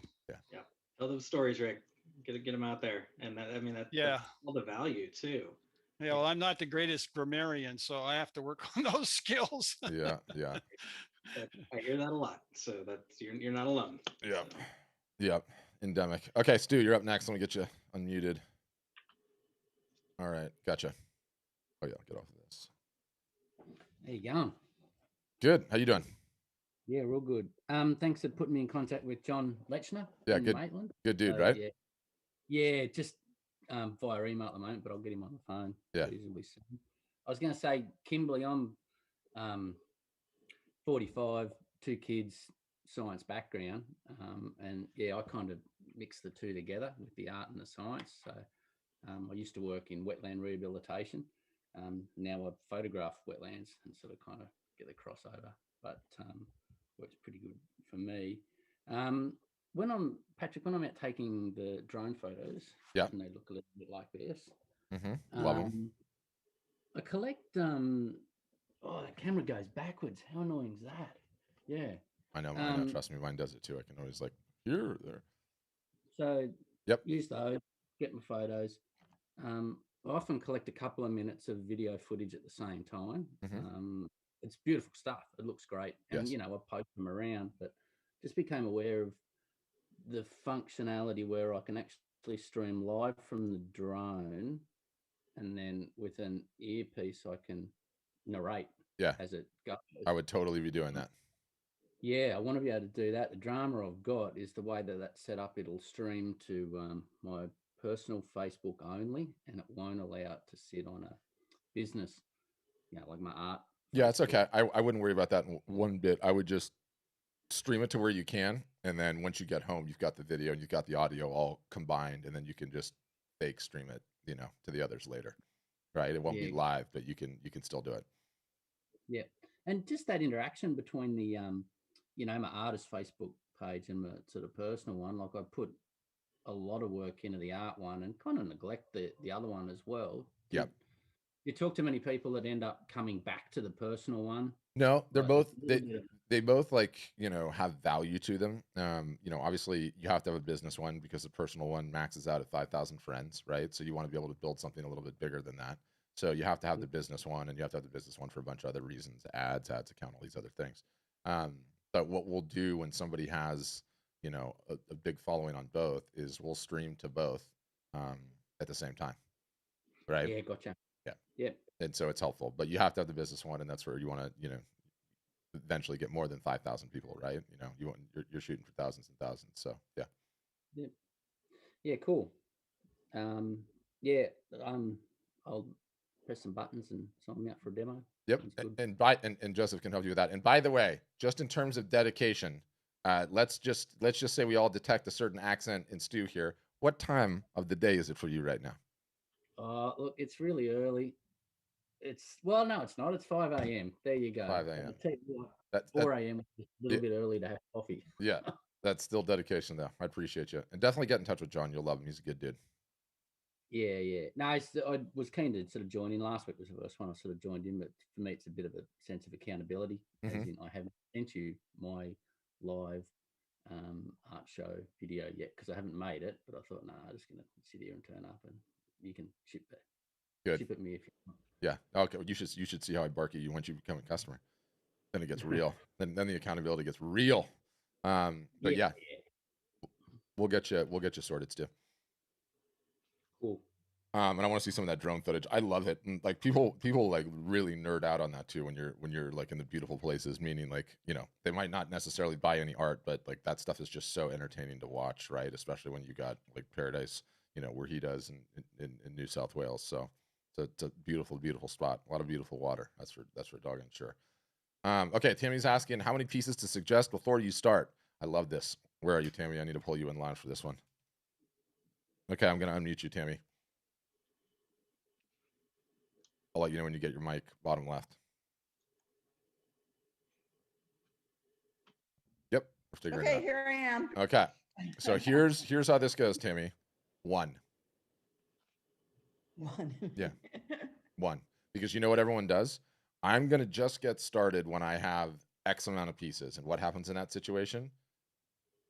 The minutes turn into You never get hours, turn started. into days, turn into weeks. Still working on those pieces. How's those pieces coming along? Turn into years. You got to get started. You're in the same boat that Kimberly is. Like, you don't know what you don't know. One piece is enough. The marketing is just as important to start as anything else. It does not need to be perfect right out of the gates. No one is perfect right out of the gates. Stated another way, and this is a quote stolen from Startup Land. If you're not embarrassed by your first version, you've launched too late. Get it in the water, get going. One piece is quite literally enough. And then, bonus, each nude piece that you create becomes a marketing moment. Another huge marketing moment, right? That you can, brand new piece added to the store. So yeah, you'll never get started otherwise. Yeah. What kind of art is Okay. it you do? Photography? Well, I paint? do oil paint, landscaping, and I do pen and ink drawings as well. Mhm. See, I don't really have a niche either. I just experiment with this and experiment with that. Okay. But yeah, I mean, oil painters generally going to start with less. Photographer is a little easier to snap a few more pictures, but Mhm. depending on how big and what you're doing, it could take you 40, 100 hours to make a painting. If I've heard it all. So yeah, and if as long as you got one to sell, you should start and start to see. I mean, if you put that out there and it's getting good reactions, then now you know to create more art like that, right? If it's Mhm. all crickets, maybe a little more marketing. You don't want to just abandon it, but might show you to pivot to different kind of content, and you'll figure that as you go. Like right now, the closest person to success right now is Rita because she's trying. She's going through the motions. She's sharpening. There she is. That's my girl. She's sharpening those marketing skills at the same time she's sharpening the other skills of the art, right? If you spend 10 years perfecting your craft of your art, and then all of a sudden, hey, I've got 50 pieces or 50 portraits, this applies to everybody, I'm ready to go. Well, you're launched into crickets. You've got no audience that you could have been building this whole time at the same time. So it's really, those answers come. It's a journey. It takes time, but definitely encourage you to try and get started and see what form it takes, what shape it takes. So. Okay, great. Thank you. Also, just for you, Sure. if creating takes a long time with oil, dries and all that, a lot of times it does make sense to start to get into prints and offering that with your originals, because you have a limit to how much you can create in a year, right? You can only create so many paintings, and that's how many you can sell. So if Right. you're not at a high price point making a living, or whatever your goal is for your art, even if it's just side travel money to pay for the hobby or something, you're limited there. So those costs are fixed. If you are able to charge, the proper premium for your originals, and then, still get more for your time out of prints, it'll help your business potentially. So everybody's different, right? But a lot of times with oil, it makes sense to add that. Okay, thanks. You're welcome. Thanks, Jamie. Okay, Joshua Newman, you've been asking some good questions. You're unmuted next. You'll have to hit the mic icon bottom left. So he asks, how important is the niche, right? And while it can be important, the interesting thing is this is a perfect example of, I'll just get going when I have the niche. How the heck are you supposed to figure out what your niche is if you don't get going, right? Like, we all have these ideas on what we think our niche is going to be or what it needs to be. Or maybe I'm a photographer and an artist, or maybe I have, macro photography, and then I have nature photography, and I have some weird portraits. Great. Put them all up, market for a year, and let the only one that can tell you what your niche is tell you what your niche is, which is marketing for a year, finding out what sells. You might find out that all of it sells. And guess what? You are the brand just as much importantly as the niche is. And then you might find that one is selling 10x what the other ones are. Well, guess what? Now you're in a niche, right? But you'll never know until you start marketing. It's not something you can figure out early on until you get the ship in the water and start sailing down the sea a little bit. And moreover, all of our best customers are constantly pivoting from one niche to another and changing their style a little bit. I would say like 80% of our customers probably. And they're constantly coming up with new styles and new ideas. And what do I always say on these sessions? When Picasso died, he had in his personal collection 45,000 unsold works. What do you think he was doing that whole time? He was trying new styles, trying new ideas, trying new niches, right? So I think that's the ball game. So don't get hung up on it is what I would say. Yeah, that's kind of where I'm at with. I've got quite a few different niches, and it's like, all right, which one to focus on first? It has been the question bouncing around in my head, but Are that's a good answer. you a Thank you. photographer and an artist? Yes. Yes, So exactly. You just photographer, sculptor. My day job is a designer and creative director, so I'm all over the board with what I do. yeah, you as got it well. all. Yeah. So the brand, the niche is Joshua Newman. Yeah. That's the deal, right? And like you're a creator and you can put absolutely everything you have up there and see how it all goes. Cool. You had an earlier question that you typed out. Did you? That I missed maybe? No, you answered it first. Okay. It was, I forget what the question was. How often's too often to post on social? Yep. I kind of feel like I'm bombarding friends and family with way too much stuff once I start. No, 'Cause I don't have worry to about build it. They're the just audience. ignoring it. They just ignore it Yeah. like everyone else. Yeah. Our tendency with and before I forget, let me know what you guys think of the session. It helps us how we direct these things. If you've already voted in one, you don't need to vote again. But I appreciate it. It gives us ideas of the direction to go. So, I explain this one, Joshua, is the fish in the sea sort of like analogy, right? And what do I mean by that? We think as human beings, for whatever reason, that, we drive our boat out to the ocean and whatever we throw in the water as bait is our latest email or our social post or our live art show, whatever it is. Our tendency is to believe all the fish are right under the boat. They're all right there, right? And everyone saw it, right? Nothing could be further from the truth. No one saw it, okay? The fish were 3,000 feet down at the bottom or 3,000 miles away somewhere else, right? No one saw it. Literally no one saw it. So, you know, don't worry about it. Like everyone's busy. So few people see it that, you know, you literally have nothing to worry about there. So keep posting.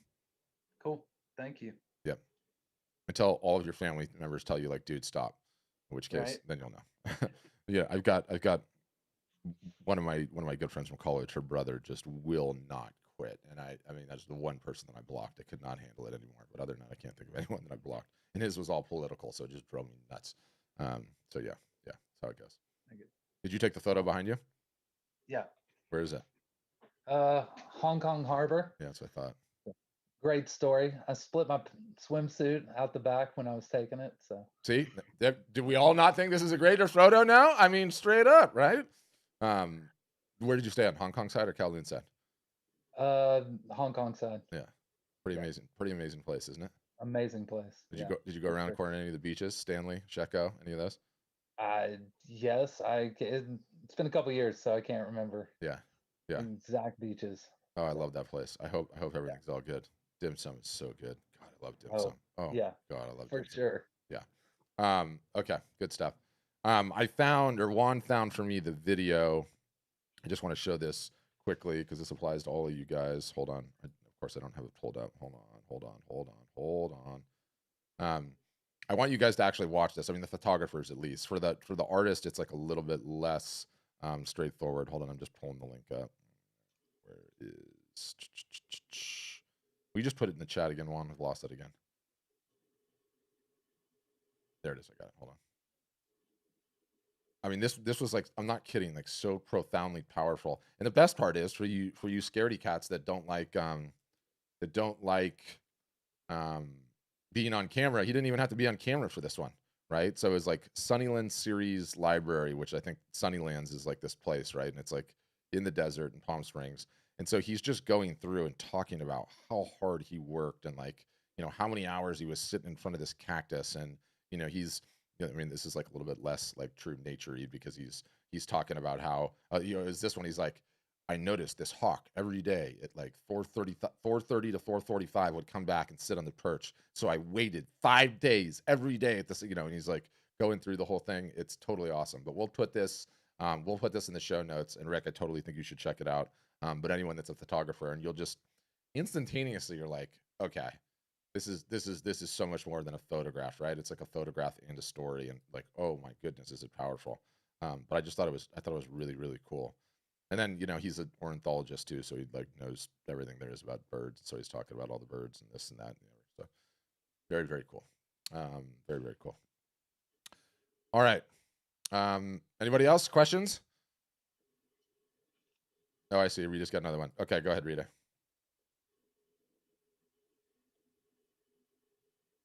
Oh, you got to unmute, Rita. There you Okay. go. Yep. Hi. I've just been literally naming my live streams art sale. Is there anything? But I noticed that you guys live streams on Facebook are always like just something super creative and story based and looks great. Mm-hmm. Do I need to think more like that? Yes. Yes, you do. Okay. Story based titles. Yeah, just mix it up, right? Like, you know, I honestly, I don't care about sharing all my tricks because Right. no one ever follows them. Hold on. I'm looking to see because I actually got a good chuckle out of it today. So I was browsing one of my websites that I love. Okay, earlier today, and this headline just jumped out at me, and it was a tweet, and it said, "I can't stop watching this," and I was like, "Ooh, that is a really good headline. I'm going to click on that and see what it is." So do you know what I titled today's, Rita? "We can't stop watching this." Doesn't even apply to anything. All it is a headline. You got to be creative in these things, right? Why? Because that's how you get attention. That's how you get attention. So I'm actually writing down the title right now, and I love that. Okay, and then the next thing, you already answered my question about the pro Facebook page, and what I'm planning on doing is just putting the same posts with the same descriptions of like the progress and stuff like that, and the live streams on both. Is that does that sound acceptable to you? yes. Okay, and then the last thing is because my last name is often unpronounceable because it's pronounced Gaiman. Mhm. My middle name is Jan, so I'm simply just going to do Rita Jan Art. Does that sound nice and clean Does. to everyone? Hmm. Okay. Okay, my last question is, I know how to say your last name, but how do I say Joseph's last name? Oh, Vasquez. I think it's not all on there. It's cut off or That's like something. a Va. Yeah. Okay. Okay, I was just like, Only Joseph fit in Va? there. Yeah. Really? Okay, Vasquez. Okay, I'm actually writing that down so that okay, thank you. That's all I wanted. That's No all. worries. No problem. You can let us know. My buddy Wesley's back to talk to me about the NFTs, so that'll be a fun one. Hold on. But if anyone else has questions, do please let me know. All right, Wesley, did the Banksy thing sell? You have to unmute, Wesley.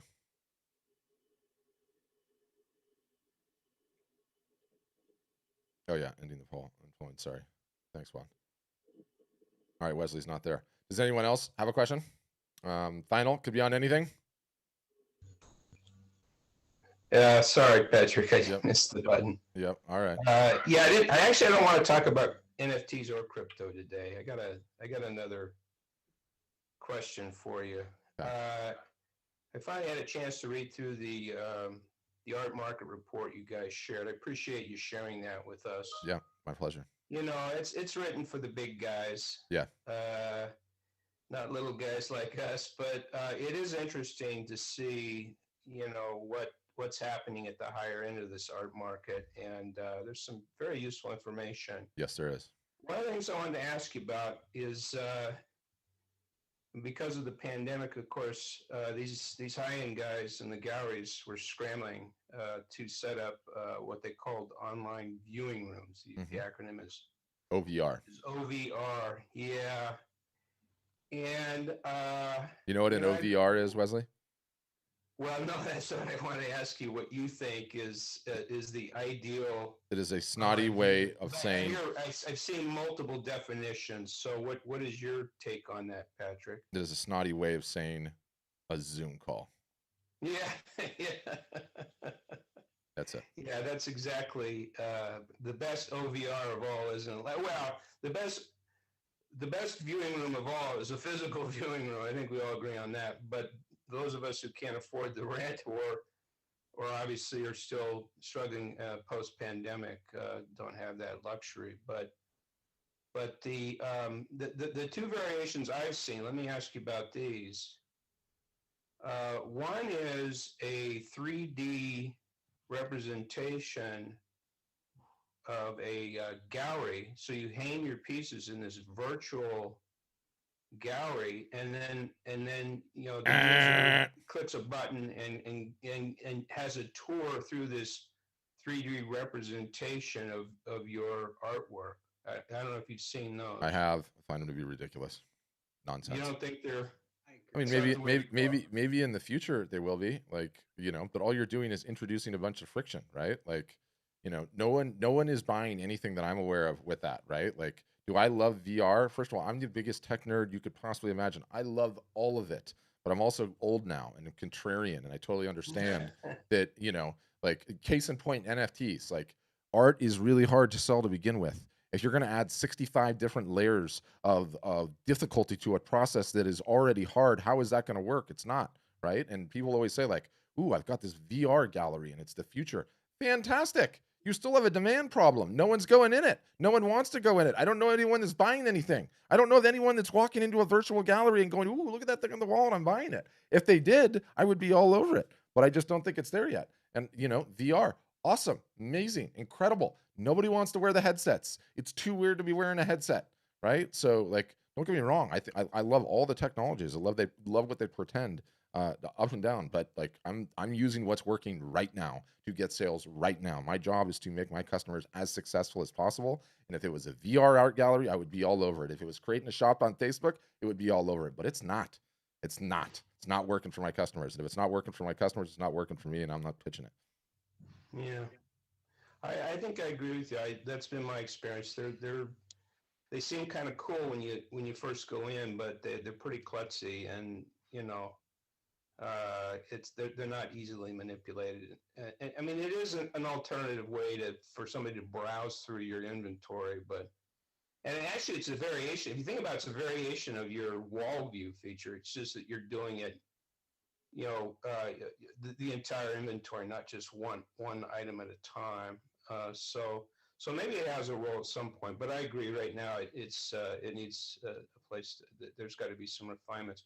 But here's the second variation I've seen, Patrick. Let me ask you about this one. It kind of ties back to your insistence that we start telling stories, because I agree with you. There's a lot of interesting stories, not only for art that's being created by creators, but gallery owners like me who are buying, you know, on the secondary market and are buying pieces with some really interesting stories behind them. Some of the big guys, they don't do the virtual stuff. They do they call it an online viewing room. It's really just a scrollable web page.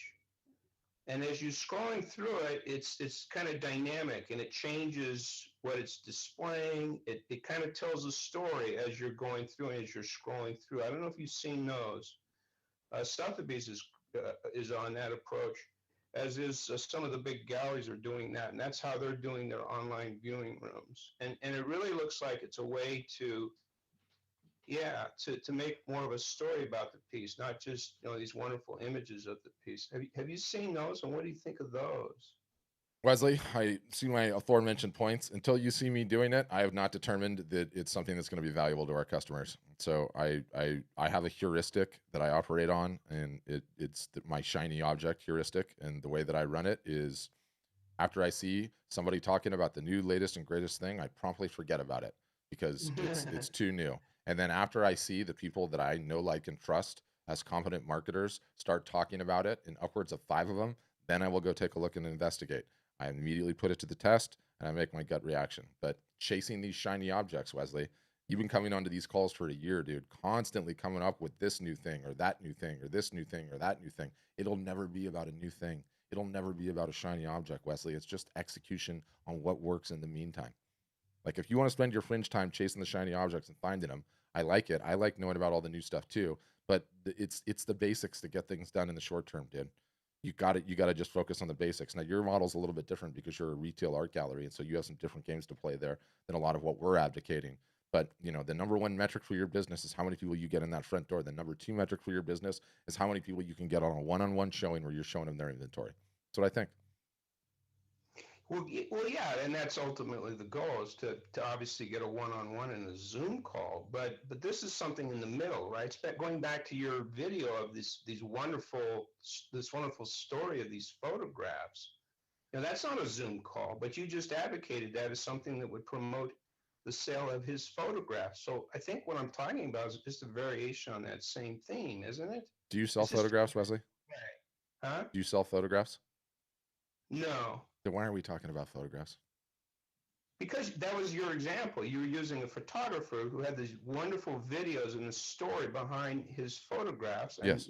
You were saying that should promote the sale of those photographs. And I agree with you. It will indeed. I guess I don't understand why one of these Sotheby's class online viewing rooms wouldn't do a variation of the same thing. Now, sometimes, I think they sometimes put in little videos in the middle of their online viewing room when they're trying to.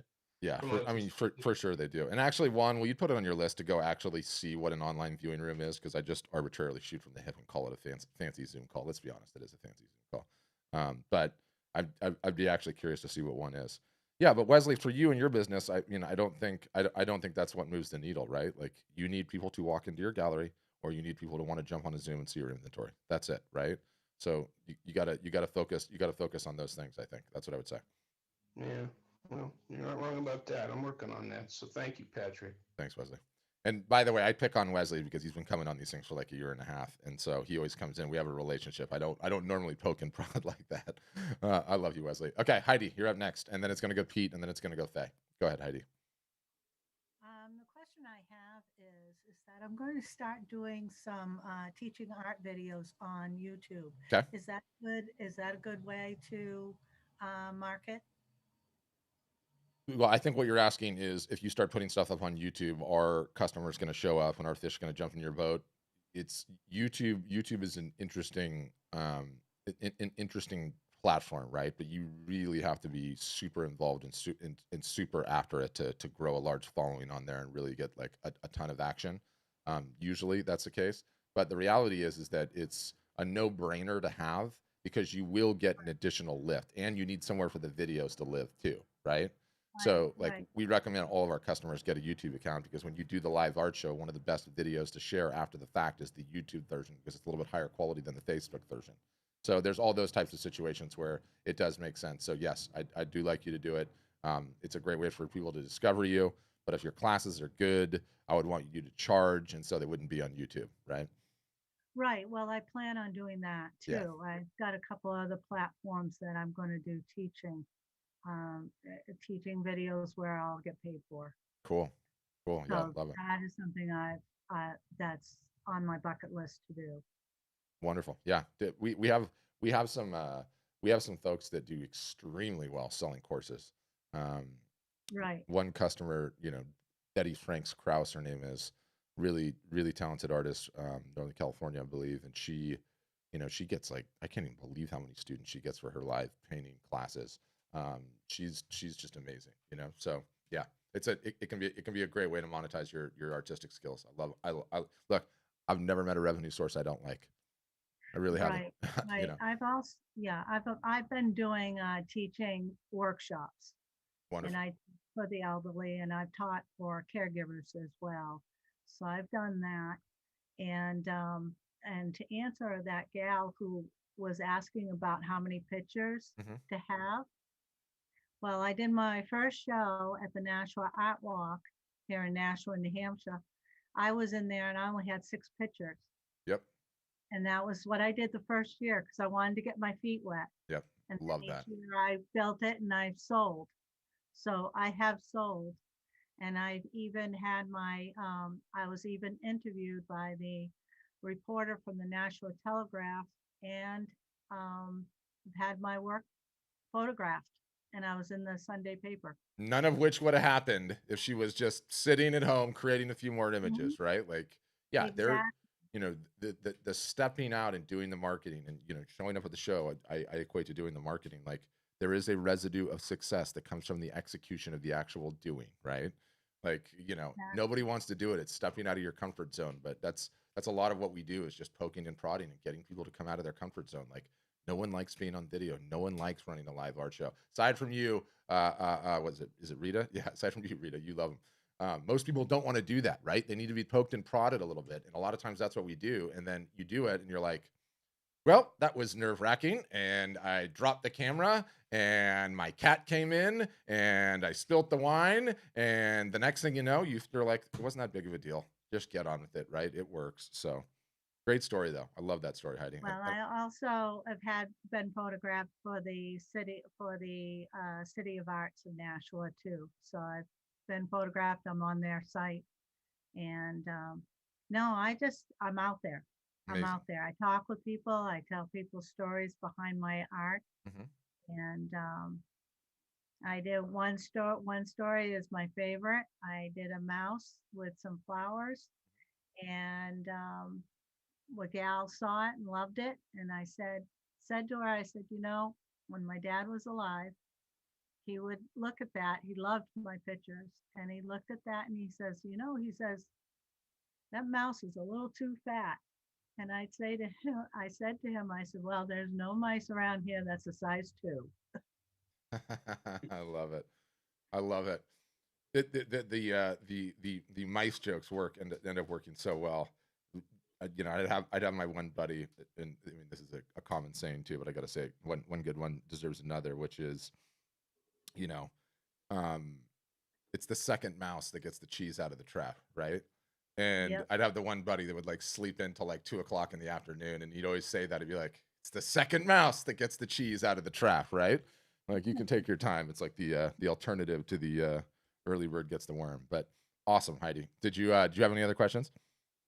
Um, no, not really. I am building my art website. I had it on one platform and I'm transferring it onto a different one. Mm-hmm. So, but I'm building that. And then I'll put videos on my website as well.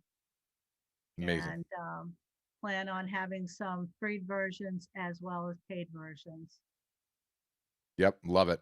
Love it. The courses can be incredible. And hopefully doing a membership, having like a membership site too. So that way people can become members. Wonderful.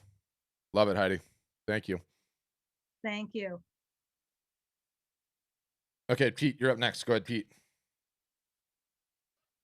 Okay. Hi. Hi. I'm a first timer. I just signed up to look at to get a demo and things like that. Okay. I have a question. I don't know if you can demonstrate it or not about the website. I currently have a website, Mhm. up and running, and curious about the uh, art store's website. Is that like taking your website, moving it to your platform, and then adding features to it, uh, or recommending methods, widgets, whatever, to add to my website, moving hosting, things of that general nation? It kind of curious about that aspect. Yep. Joseph, you're all over this one. Yeah, you have a website right now? Yes, I do. Okay. What platform is it, or what you use for it? I used Muse and then did some coding myself. Okay, gotcha. So we're like our own kind of proprietary built platform. It's a little more similar to like a art specific version of like Squarespace or Shopify. Right, So right. it'd be like setting up a Familiar with it. yeah, template based, drag and drop. You don't need to know like coding, like you know how to do to be able to get one of our stores off the ground.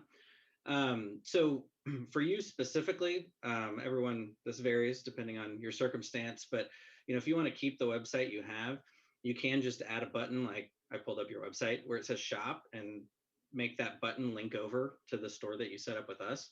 That way you have the better buying experience and all the features in there. And you can put Right. whatever subdomain, shop dot, whatever you want to have on the website there. So you can put your domain name and then add a button on ours that says home and goes back.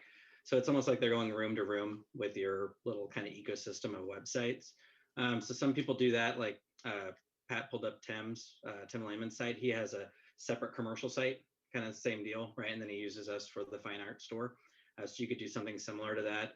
We also do have some people that just completely replace their store with ours. So whatever's best for you. And of course, if you put in a request, we can always talk you through what might be better for your circumstance. But Yeah, because after mine that, right now has kind of it's the when you hit the shop button, it goes over to the Equid uh, uh, module for the shopping side of it. So I didn't have to build all of that, but it's basically Equid is a competitor to Shopify type okay. thing where it's you can drag and drop and build your products and stuff like that, and basically just added a link that goes over to that side of it. And I was just curious on yours because I wasn't able to see what one of your site looked like, Okay. to see how it compares.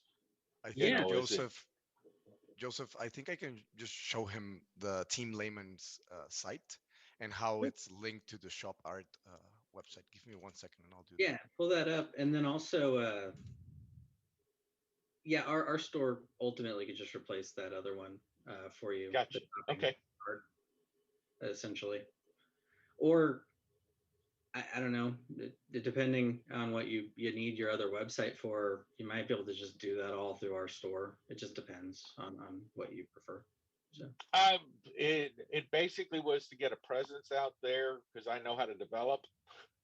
So it was to get that out there and then find the quickest, easiest way for my customers to order prints from okay. me because I do have some pieces in galleries, and then I do like art walk type things, Okay. and I do sell, and you know everybody knows that a lot of art is an impulse buy anyway.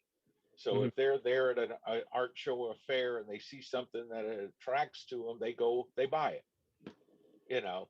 But then if they see something, they go, gosh, I'd really like this, but that's too big or that's too small. I can offer them, a print. Of course, they're not buying the originals. I don't really care to sell my originals because galleries won't take nothing but originals, you know, and I'm trying to, you know, mix my audience as best as possible. But I really feel like, you know, the online presence where they can go pick what they want and buy, you know, is a good revenue stream. Okay. But I also feel like since you don't have that one-on-one action, you can't really sell to them, so to speak. Gotcha. So I'm, you know, feeling my way through it. You know, my situation basically is I'm just recently retired and decided to get back into, you know, the traditional art methods versus my computer-based methods, which I've done for 40 years. You know, so I was traditional, got into the computer-based. Now I'm kind of, you know, let me go back traditional, but I use the computer to develop my ideas and stuff and then paint and render from that. Okay, gotcha.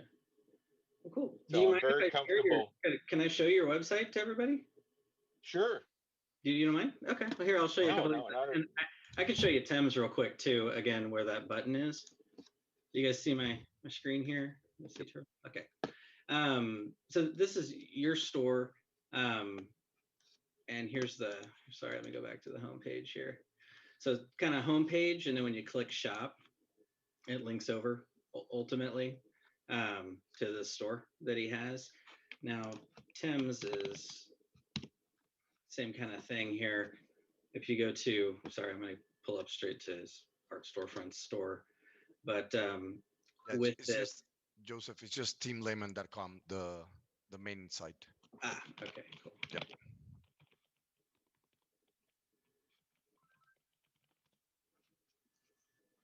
Without the Y.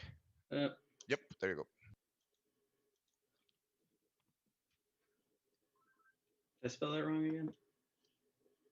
Nope, There that's we go. perfect. Okay. So this would be his like homepage here. Okay. And then, you know, you can scroll down, and then when it gets to the gallery, you can click here or even up here where it says fine art, the prints, and then it just links over to the Gotcha. Yeah, experience. similar to mine, where the Equid shopping cart basically goes over to there, but it's all hosted on my hosting service. Correct. So yours is hosted on your service and just Correct. links. Gotcha. Yeah, and we used AWS for the servers on that, so you should be good with ours. So if you wanted to keep your homepage the way it is, just a couple recommendations for you. You can do that and then link over to our store. Gotcha. Just change the link over to your guys' stuff and boom. Exactly. A couple just real fast pointers, so we don't take up too much time. One, you Sure. don't have a security certificate here, so you might want to get that. All of our stores will come with that, just standard on all of them, so you don't have to worry about it with ours. Right. Well, and I know that. This has all been a redesign where I've moved hosting and all of that, and I decided I wasn't going to get into that until I got it all laid out and up and running, and then added the security certificate to it. But then I stumbled upon your guys' platform, and you know, and what intrigues me is the marketing aspect of it and how I can apply. So I wanted to find out more about it, and that's why I joined it, you know, and got into the Zoom to find more about it, to see how it applies, how it works, how I transition, etc. Before I, you know, it's like if I have to move it and get a security, or do I just drop my hosting, you know? Yeah, I would just and host everything on your site, you know. So I needed to, you know. Yeah, I think as you go through the process, you'll see what's best for you and get some answers on that. But one thing you'll like with ours is, you know, how you probably had to make these all separate, like products. Oh yeah. With ours, you'll be able to upload this file, and then it's just going to populate all the sizes for you. So you don't have to make individual products for each of these.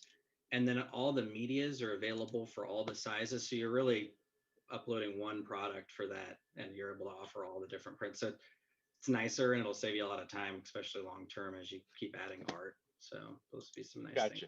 So, but awesome. Well, yeah, just put in a demo request, or if you already did, they'll Team Yeah, Elite. well, they started it right before this came on, and so we quit. And he's going to call me back after the Zoom's over. Gotcha. A guy named Philip, I think his name was. Oh yeah, Philip's great. Yeah, he's awesome. So he'll take care of you. He'll get you fixed up. So well, awesome. Let's see. Faye had a question. Yeah, next in line will be Faye. I'm just gonna unmute her. There you go, Faye. Hey You're guys, unmuted. can you hear me? Yes. I actually was going to ask the same question that Pete had covered. So Joseph, thank you for walking through that. I did put a question in the chat, but I realized I didn't put it. I didn't send it out to everyone, so I'm not sure if it went through. You kind of covered it earlier when Tammy asked a question about how many pieces do I need to start. Mm-hmm. I work full time in tech, and I'm trying to figure out a way out of that. And art is my number one pick, and that's kind of what I want to like start doing my side hustle into. I've gone to trade shows, I've gone to art shows, I've sold a couple pieces, but marketing is definitely my sore spot. So I requested a demo as well. I'm going to try to schedule that this week or weekend, or whenever the hour is available. But Heidi did say a little bit of a story about her mouse piece, but I wanted to kind of ask, like, are there any stories as far as like fine art that we can apply? Because for photography, I think like there's an interest there. There's just like one picture of something, usually like in real life, and you can apply sort of like the background workings of how that picture was taken. But for like a fine art piece where, like, I guess conceptually, I'm not really sure how to tell stories about my art. Do you have any thoughts or like feedback on that? Yeah, I mean, absolutely, there's a story to tell with it, and you just got to get a little more comfortable with it. That's honestly like, it's awkward. You know, I've talked to thousands of artists, right? And I think you're kind of in the same spot. It's kind of awkward to talk about it. Sometimes the art is super personal, and so you're really sharing. And I've even talked to people who are full-time marketers. That's the day job. And then when it comes to marketing their art, they're just like in paralysis. Like, I don't know what to do. It's just awkward. And so honestly, yeah, when you come on board and you're a customer, we have a laid out marketing plan with like templates and things to kind of help you can fill in the blanks and make it a little easier. But absolutely, there's a story to tell. We believe in romance marketing. Photographer, artist, anybody selling art, that's what you should be doing. Building that connection, that's going to build the value, right? If someone's just trying to buy a pretty picture, they'll go to Target, IKEA, and buy something cheap and slap it on their wall, right? Here, they're buying the story of your art. They're buying you. So, you know, for you, painting, you could talk about the process of the painting, you know, how long it takes you. You can make videos of you creating it. It sounded like Rita was doing some of that already, which is awesome. You could talk about what it means. You know, a lot of times when you're making a series or something, there's some thought behind it, and there's some meaning, and you should share those messages with people, because that's what people share. You know, we're all trying to get more followers, right, and get more people to share it with somebody else and like it. Those stories are what help makes that action start moving. It's not just, hey, I saw a pretty picture, thought of you. It's, hey, I saw this picture or this painting of something reminded me of a trip we went on, or this is your favorite flower, or whatever it is. That's what gets people sharing, and that's why we believe in romance marketing. So that's from a high level what our marketing plan is built to help you do. It's designed to help you tell the stories, right? Build more following, get more likes, more emails, all that kind of healthy stuff for the business, and then run a promotion to those people. And some of the people who are considering buying, give them a reason to buy, right? And then you'll go back to expanding your audience. And then, of course, you'll hit the fourth quarter, and, you know, Father's Day is coming, all those times where it makes sense to run a promotion and get people to buy. And so, yeah, the plan, having a marketing plan will help you do that. But yeah, you do want to be sharing the stories. And I think when you get used to it a little bit and you do it a few times, you'll start to see what those stories are. So did that help? Hopefully. Yeah, I think definitely that's like the main kind of root of it is the confidence muscle isn't quite built out yet. So there's like a little bit of a hesitance and like when talking about the art and not sure because I'm not super familiar. So I appreciate that. Thank you. Yeah. Like I said, feel your way there. people don't remember, you won't get it right the first time. That's why we talk about building the marketing muscles too, as you're perfecting your craft. Because even, you know, website, no website, Facebook, wherever you're putting your art, you can always take it down. If you get a new piece, take that one down and put another one on there. If you don't like the story you told, take that post down. You know what I mean? Redo it. So don't be afraid to try. Get it out there. So Thank you. you're welcome. All right. Let's see. Stu's got a question. Juan, can you unmute Stu for me? Yep, will do. Hold on, Stu. Oh, I think he's all right. I'm gonna mute him anyways. I think he's got a question. Here you go, Yeah, Stu. thanks for that. So with my photography that I sell, they're sort of limited edition, sort of signed prints. I'm interested in that functionality, which is sort of like a drop shipping thing that you've got, Mhm. but would also like to maintain those editions I've got of signed prints with my printer here.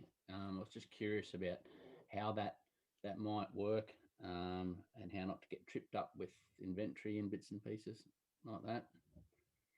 Yeah, our auto fulfillment or print on demand drop shipping, a lot of people label it different things, but that automation is generally not for like the limited edition type pieces where you're going to Yeah, limit run. It's more open edition is a term you'll hear for that. Limited edition art, it's set up different. When you're on our platform, it's set up more like an original. Original only has one, it's not going to be repeated. So with the limited editions, you control how many. Those you would just receive an email that you sold one, and then you could fulfill that with your local vendor. Or if you have some inventory already on hand, you could ship those out for it. yeah, right. If I had like that limited edition and like you guys knew there was 10 of those, and if one sold through like the ASF website, I'd get a notification email, and then that you had a sale. Down. Yeah, And okay. that was what was sold, and then you could fulfill that order. Yeah, Everyone sets the number, for if you're going to offer limited editions, 10, 20, 50, 250, whatever you want that number to be. yeah, that'd be good because I've got I'm keen on being able to use that drop shipping style, or what's the term you guys use? Print on demand, or what do you prefer to? We've said print on demand, but I feel like a lot of people call it drop shipping these days. Print on demand makes more sense to me actually, but yeah, But but most of it works reasonably expensive by the time it's sort of framed up and sold off. And most of the questions I get will be around, oh, can you print it at a different size? And for me, that's really difficult. yeah, To be able to just go, yeah, just here's all the options. Pick what works for your wall, and what you need and what media. It's hard for everybody in here to like try and guess what your customer's going to want and tie up a lot of money in inventory. It's just never ideal. So, print on demand type solutions are great for you all, especially when you get into with prints. There's so many variables, the sizes and the medias. Yeah. Yep. And with that, if I get a notification email of a like an original that's sold, can I link that into my suppliers, being my printer and my framer as well, or I'm still in the loop? I'd need to forward it. Yeah, it's going to put it in your hands, that you would need to like place that order with them, because again, what if you already had a piece on hand that maybe you had for a show or something, you want to just go ahead and use that inventory. Yeah, So it's going to leave it to you to kind of do what's best for the business. No worries. Thank you. Move that inventory when you have it. So. Cheers. Yeah, that answers my questions. Thank you. Yeah, absolutely. Awesome. Anybody else got any other questions? No? Going once, going twice? Checking on the chat, Joseph, but I don't see other questions here. All righty. Well, guess we can call it a day, but happy Friday, everybody. Thanks for joining us. And excited to see you guys, especially the new people to the journey, give it a go. try the social medias. Facebook, Instagram are good ones to get exposure. Everybody, like, always, whenever you can, if someone's showing interest, online, offline, if there's a way to get an email, start building that up. You always want to grow that list. And again, this all compounding business. So the more time and the sooner you start, the more it has time to grow. So awesome. Any other questions? You guys feel free to put in a demo request, and our team will reach out and, talk about your circumstance and make some recommendations for you. And awesome. Well, everybody, thanks for joining us. Happy Friday, and everybody have a great weekend.